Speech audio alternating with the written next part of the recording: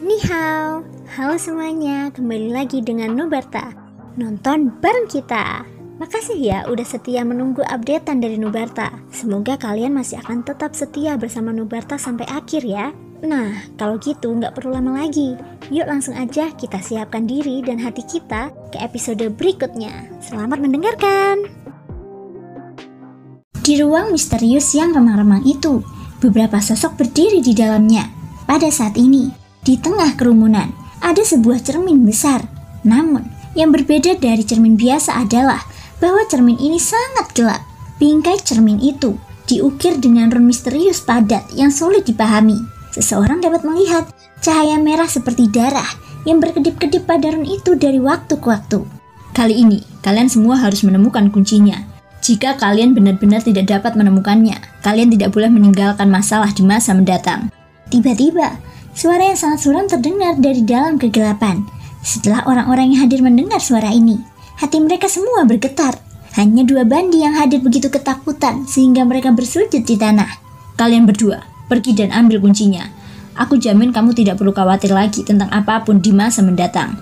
Suara suram itu terdengar lagi. Hati kedua bandi itu langsung bergembira. Biasanya, mereka berdua adalah makhluk yang mirip kutu. Tidak ada yang akan menundukkan kepala untuk melihat mereka. Sekarang, setelah mereka akhirnya memiliki kesempatan untuk bangkit kembali, bagaimana mungkin mereka tidak gembira? Tak lama kemudian, cahaya hitam pekat tiba-tiba melesat keluar dari kegelapan. Cahaya itu seperti anak panah dan memasuki cermin besar itu. Hanya dalam beberapa tarikan nafas, kekuatan isap samar melonjak keluar darinya, menyebabkan ruang di depannya sedikit berubah bentuk. Pada saat ini, kedua bandi itu juga merangkak perlahan dan berjalan ke depan cermin.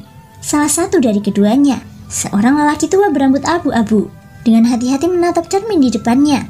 Kecuali mereka berdua, orang-orang lainnya yang hadir, semuanya adalah individu yang sangat kuat. Tentu saja, itu mungkin hanya berlaku untuk saat ini. Begitu mereka kembali, segalanya tidak akan lagi pasti. Mata kedua lelaki tua itu membawa kerinduan saat memfokuskan pandangannya pada cermin di depannya. Setelah ragu-ragu sejenak di hati mereka, mereka berdua secara bersamaan melompat ke ruang distorsi, seperti lubang hitam di depan mereka. Pada saat ini, Shoyan masih tenggelam dalam kondisi latihan yang panjang. Aura di dalam tubuh Shoyan telah berangsur-angsur stabil pada level 2 di bintang 1 awal. Terlebih lagi, aura itu terus menjadi semakin kuat. Pada saat yang sama, beberapa calon tuan muda dari 4 klan besar di wilayah Silin juga berusaha keras untuk berlatih. Sebuah persaingan tak kasat mata telah terjadi di antara mereka. Semua orang berusaha keras untuk meningkatkan kekuatan mereka. Tentu saja, selain menjadi lebih kuat, keempat klan besar berharap untuk menangkap Shoyan dan menunjukkan kekuatan mereka. Adapun keempat sekte besar, mereka tampaknya tidak peduli dengan Shoyan saat ini. Meskipun ada beberapa tindakan kecil di antara mereka, tentu saja mungkin ada seseorang yang diam-diam mengamati, hanya saja tidak ada yang menyadarinya. Seperti kata pepatah, tidak ada waktu dalam pelatihan. Dalam sekejap mata, setengah tahun berlalu dengan cepat. Melihat kekuatan Shoyan saat ini, dia sebenarnya telah mencapai level Dodi bintang 2. Pelatihan ini belum berakhir. Meskipun kekuatannya telah mencapai level Dodi bintang 2 awal, aura Shoyan akan melangkah ke level Dodi bintang 2 menengah. Adegan ini menyebabkan Shoyan diam-diam gembira di dalam hatinya. Satu hari kemudian, kekuatan Shoyan sekali lagi menembus batas. Pada saat inilah, energi agung dalam pusaran di dalam tubuh Shoyan berangsur-angsur disempurnakan. Melihat kekuatan Shoyan lagi, dia telah mencapai level 2 di bintang 2 tingkat lanjut. Dia hanya selangkah lagi dari level 2 di bintang 3. Tentu saja, Shoyan dapat menggunakan energi itu untuk menerobos ke level 2 di bintang 3 atau level yang lebih tinggi lagi. Namun, Shoyan jelas memahami bahwa seseorang hanya dapat memperoleh kekuatan yang benar-benar hebat dengan melakukan sesuatu selangkah demi selangkah di jalur pelatihan. Mencari kekuatan secara membabi buta dan melupakan fondasi seseorang hanya akan mempengaruhi jalur pelatihan seseorang di masa depan.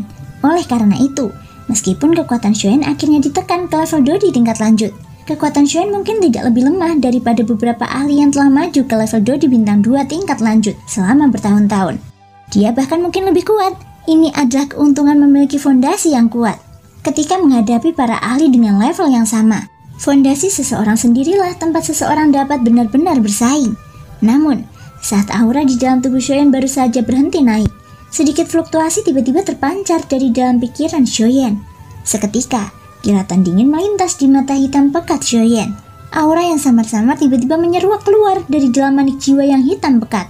Saat merasakan aura ini, hati Shoyen tidak sedikit pun merasa khawatir. Sebaliknya, hatinya dipenuhi dengan senyuman dingin.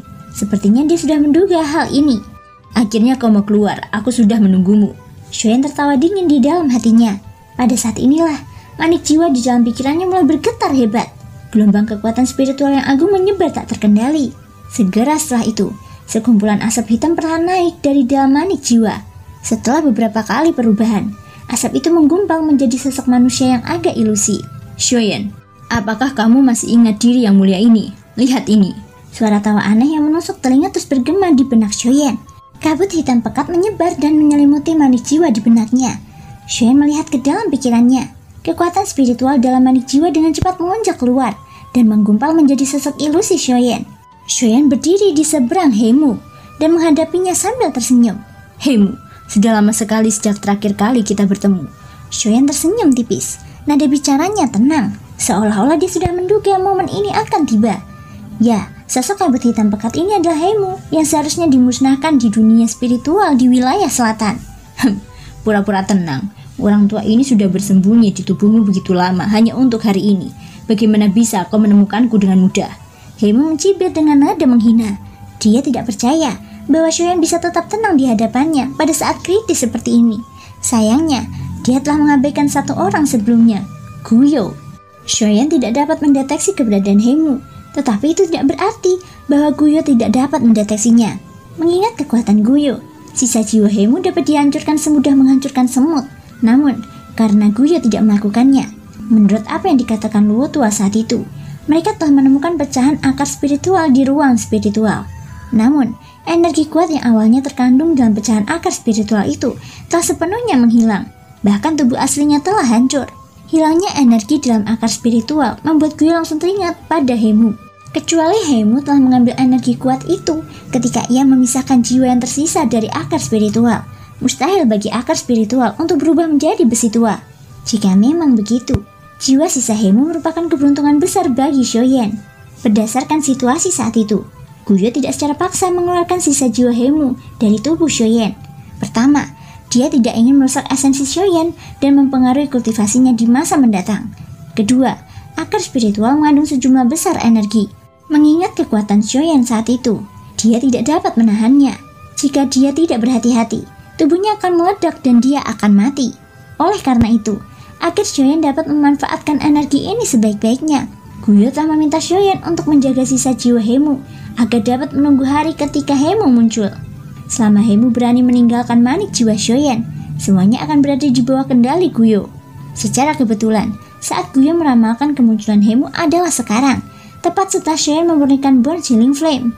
Tanpa perlindungan Guyo, Shoyen akan sendirian. Selama Heimu mengejutkan Shoyen, dia yakin dia bisa menghapus kesadaran Shoyen dan melahap asal spiritual Shoyen untuk mencapai tujuannya terlahir kembali. Namun, sangat disayangkan, semua ini berada dalam harapan Guyo. Tiba-tiba, Heimu yang dikelilingi kabut hitam mengeluarkan suara gemuruh. Tubuhnya bergerak, dan tubuhnya yang dikelilingi kabut hitam menyerbu ke depan. Sejumlah besar kabut hitam menerjang ke arah Shoyen dengan cara yang mengesankan. Ekspresi Shoyen tampak tenang saat menghadapi serangan Heimu. Ia perlahan mengangkat tangannya dan mengarahkannya ke Heimu. Sengaja membuat hal-hal menjadi membingungkan. Matilah demi diri yang mulia ini. Heimu tertawa ganas. Kecepatannya menjadi lebih cepat saat ia menyerang ke depan. Dalam sekejap mata, ia hanya berjarak 2 langkah dari tangan Shoyen yang terangkat. Pada saat inilah, Shoyen tiba-tiba mengepalkan tangannya yang terentang. Dalam sekejap, api putih besar muncul di sekitar tubuh Shoyen. Seketika, seluruh laut spiritual Shoyen berubah menjadi lautan api. Kabut hitam di sekitar Heimu dengan cepat terbakar oleh api putih pekat ini. Heimu yang awalnya datang dengan cara yang mengancam, telah menjadi jenderal tanpa pasukan saat ini. Dia tidak lagi memiliki cara untuk melawan. Jantung Heimu tiba-tiba bergetar saat api itu menyala. Rasa takut yang mendalam tanpa sadar melonjak dari lubuk hatinya. Hahaha, memang mustahil bagiku untuk mengetahui keberadaanmu.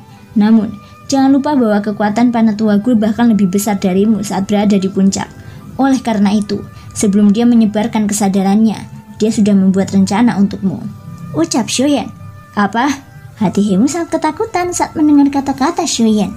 Dia tidak menyangka bahwa Guyo telah menemukannya bersembunyi jauh di dalam jiwa Shoyen. Tujuannya juga telah digunakan oleh Guyo.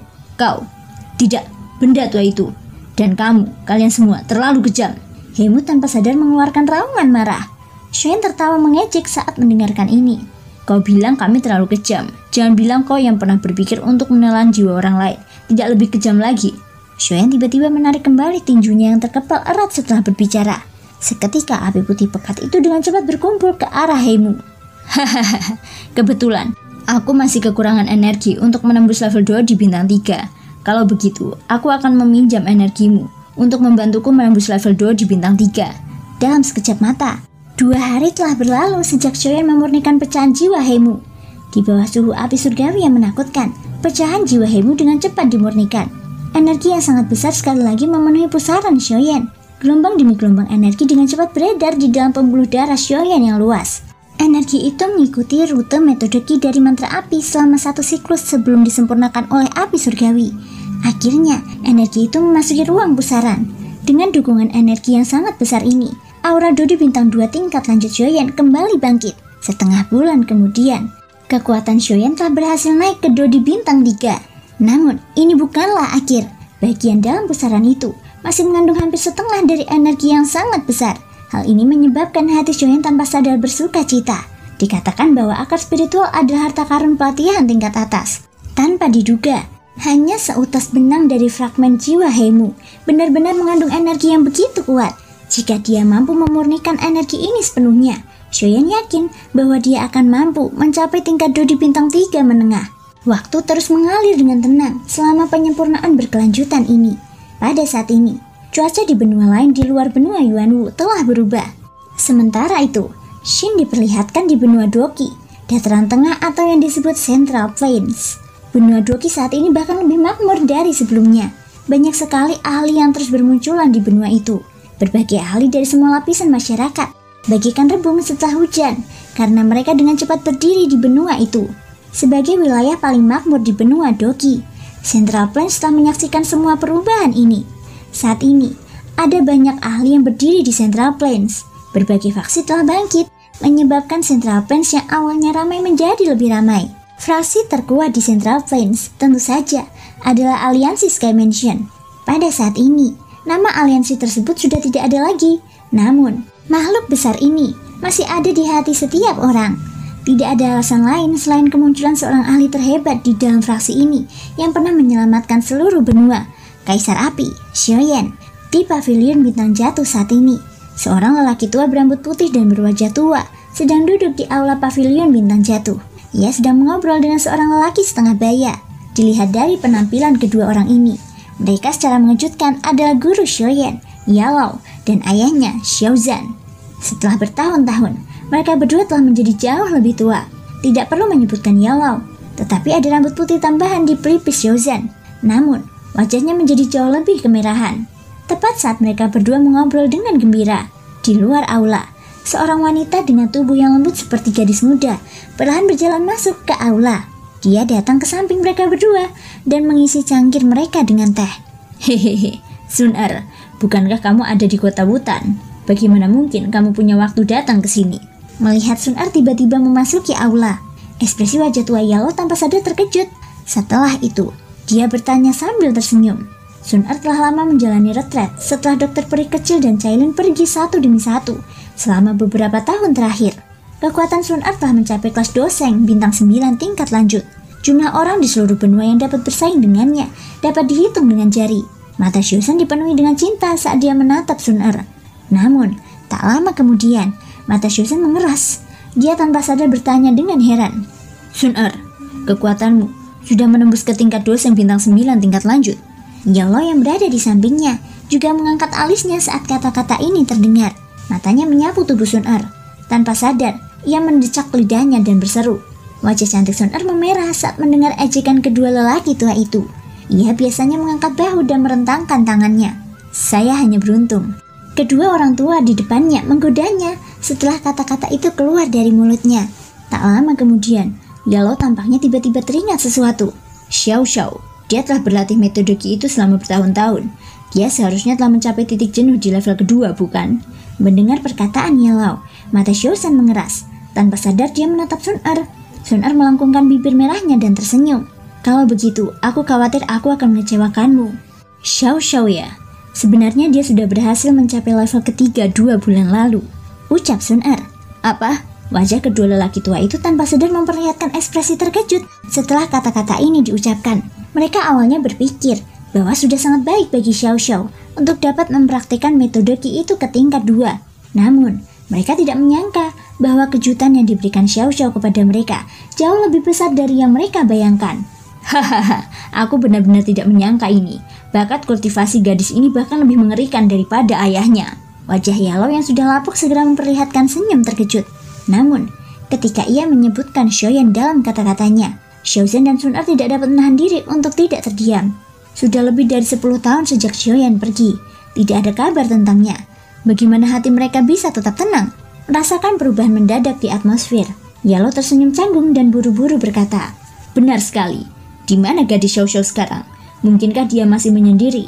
Mengejar kekuatan memang bukan hal yang buruk, tetapi berkultivasi secara membabi buta mungkin bukan hal yang baik, ucap Yalo. Anda tidak perlu khawatir tentang hal ini. Aku sudah memberitahu Xiao Xiao. Dia sendiri mengerti dan sudah keluar dari pengasingannya seminggu yang lalu dan memasuki pegunungan binatang ajaib, jawab Sun Er.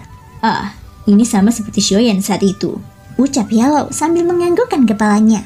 Kemudian Shin diperlihatkan ke barat laut Kekaisaran Jiama, pegunungan binatang ajaib.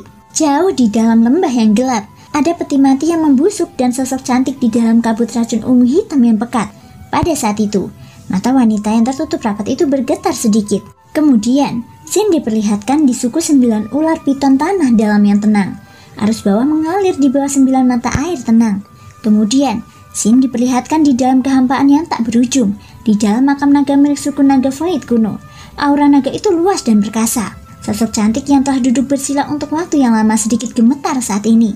Kemudian Shin diperlihatkan di atas jurang dua kaisar di dataran tengah. Ini adalah tempat pertarungan Kaisar Api Xiaoyan dan Kaisar Jiwa Hun Tiandi.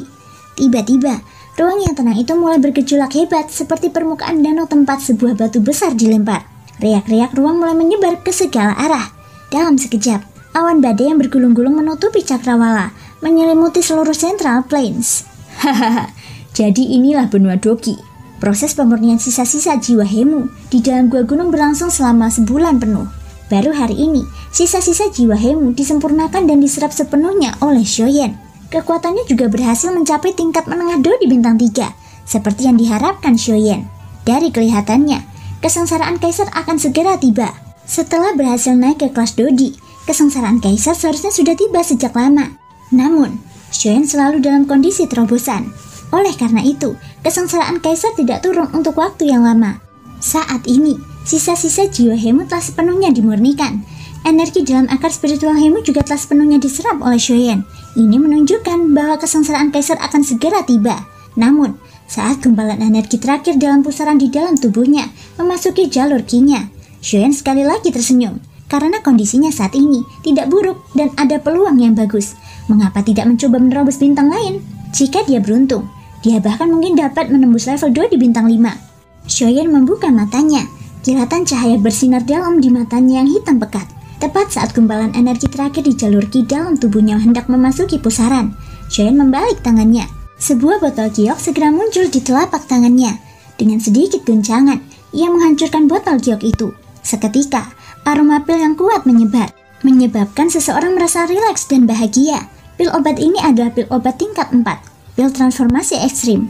Ini ada sesuatu yang dia peroleh dari Zhao Xian selama pelelangan di kota Yan saat itu. Zhao Xian juga merupakan ahli Dodi pertama yang dibunuh Xiaoyan. Setelah mengeluarkan pil transformasi ekstrim, Xiaoyan tidak ragu-ragu saat menelan ke dalam perutnya. Dalam sekejap mata, energi Doki yang sangat besar di dalam pusaran yang baru saja menghilang sekali lagi terisi. Namun, saat Xiaoyan bersiap untuk kembali berlatih, Xiaoyan sedikit mengernyit. Matanya sedikit berputar karena sepertinya ada ide di dalam hatinya. Sebuah pikiran melintas di benaknya, dan manik jiwa di antara alisnya tiba-tiba bergetar. Gelombang demi gelombang kekuatan spiritual yang sangat besar segera bertahan dan menggumpal di dalam gua gunung. Akhirnya, itu berubah menjadi 9 avatar. Seiring dengan peningkatan kekuatan Xiaoyan, kekuatan 9 avatar ini juga telah mencapai level 2 di bintang 1. Harus dikatakan bahwa seiring bertambahnya kekuatan tubuh utamanya, efek ajaib dari teknik 9 avatar revolusi juga menjadi semakin nyata. Dengan jentikan jarinya, 9 sinar cahaya langsung terbang keluar dari cincin penyimpanan Shoyan. Masing-masing dari mereka berkeliaran di sekitar perut bagian bawah avatar. 9 sinar cahaya ini secara mengejutkan adalah 9 batu roh. Selain itu, semuanya adalah batu roh kelas menengah. 9 batu roh ini diperoleh Shoyan setelah ia membunuh 5 kera besar di reruntuhan kuno saat itu. Ada 2 batu roh di tubuh masing-masing kera besar. Kelimanya berjumlah 10 batu roh. Pada saat ini, setelah menyingkirkan 9 batu roh ini, Shoyan masih memiliki 1 batu roh tersisa. Menambahkan batu roh kelas rendah yang tak terhitung jumlahnya di cincin penyimpanannya, Shoyan saat ini dapat dikatakan sangat kaya. Setelah mengeluarkan batu roh, 9 avatar mulai berlatih. Cahaya putih susu pada batu roh berkedip samar. Setelah periode pelatihan yang begitu lama, aura 9 avatar tumbuh semakin kuat.